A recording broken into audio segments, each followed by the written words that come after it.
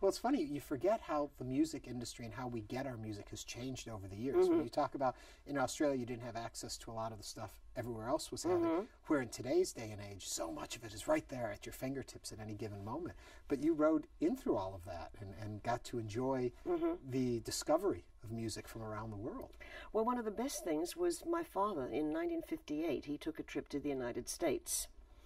And he didn't know what kind of music I'd like or what anything, but he saw the top 40, so he said, I'll have one each of all of those. I fell madly in love with Ray Charles, because we didn't have any black music in Australia, and that was what I really related to. I felt that in my blood and bones. And so I loved listening to Ray Charles, and that got me into Peggy Lee, Lena Horne. But I also understood that I had to find my own niche. Yeah. How much of singing for you was work at getting the voice the way you want? How much was just natural when you opened your mouth, you sang? No, I used to drive my sister crazy, because there was a point in my life where I was about 8, I think, and I decided to be a missionary. This was before I was going into show business. And I would be singing hymns all day long. But my sister couldn't stand it, you know. And then finally she said to me, you know, if you're going to be a missionary, Helen, you're going to have to wear... No, if you're going to be a missionary, you won't be able to wear lipstick. Well, that took care of the missionary. So it's all because of lipstick you're here today. Something like that, yeah. Now, we all see all of these music shows on TV, all these talent competitions, American Idol, X Factor, The Voice, all that. But early on in your career, a music competition, television competition, does play a role for you. It did. It did. I was having a hard time. I'd moved from Melbourne up to Sydney, and I'd done work like commercials, that kind of thing. But I couldn't seem to break through.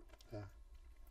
So anyway, I started singing in a choir, like with a group and what have you, and eventually I was doing solos, and we took it from there. Yeah. But you won a contest, didn't you? Oh, I did win a contest. This is true. I should have gone back to that.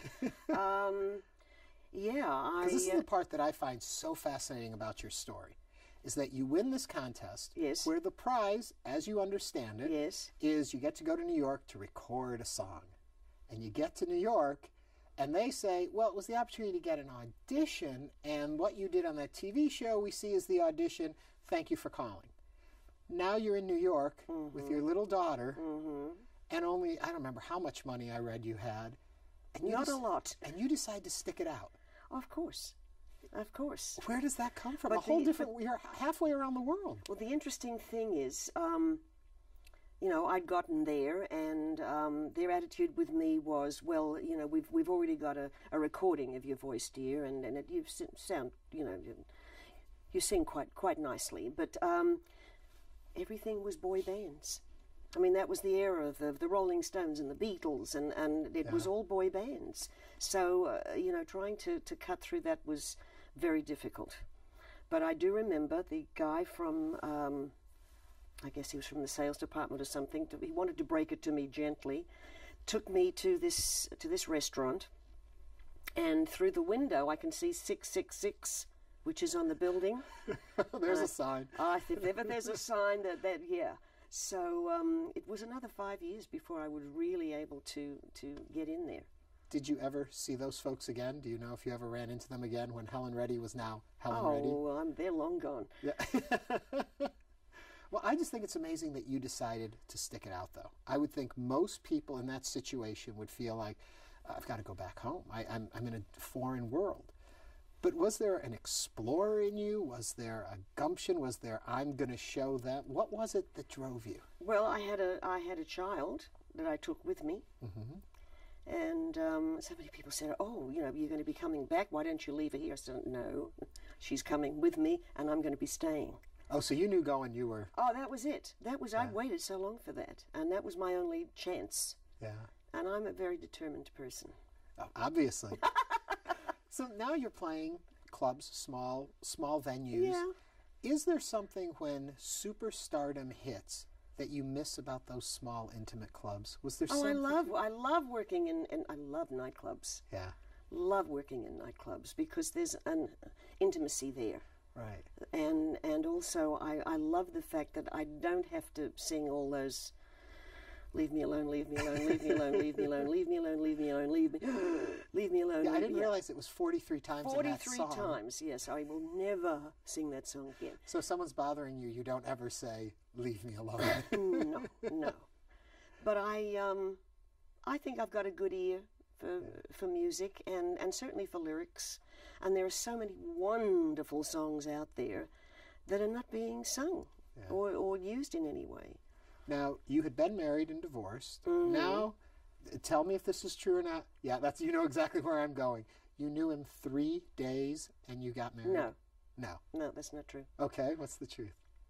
Well, he said 4 days. Oh. But no, he put it out there and I didn't know what to say, so I just let it all float by. But we did ultimately get married about 18 months later. But you found someone that you were going to build a life with for a while, and in a pretty quick period of time. Yeah, I got a very nice son out of him. Yes. Yes, and the start of a really wonderful career started around that time too.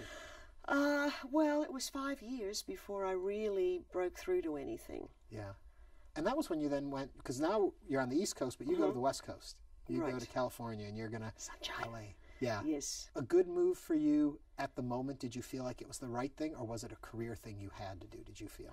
Well, I thought there were more opportunities in California, and that was where the film business was, and I didn't really want to be singing in the Catskills for too long. Right. So there you have it. I'm from upstate New York, so I know exactly what you're talking about. Yes. Okay, we're going to jump ahead a little bit to a song that some people probably know, I Am Woman. Oh, of course. A little song. I early on was not aware you had written it. Oh, I thought, because in those day and age, most people sang songs that somebody else wrote. It was, you were a singer, writers wrote songs, but this song came from you. Oh, yeah. But I didn't have the courage to write the melody, so I had somebody else do that. But the words, I've heard different stories of how the words came to you. One that I hope is the real one is laying in bed, you kept hearing this. Yes, over and over. I am strong, I am invincible, I am woman. What do you attribute and over again. I guess heaven, it just, it came to me and it wouldn't leave me.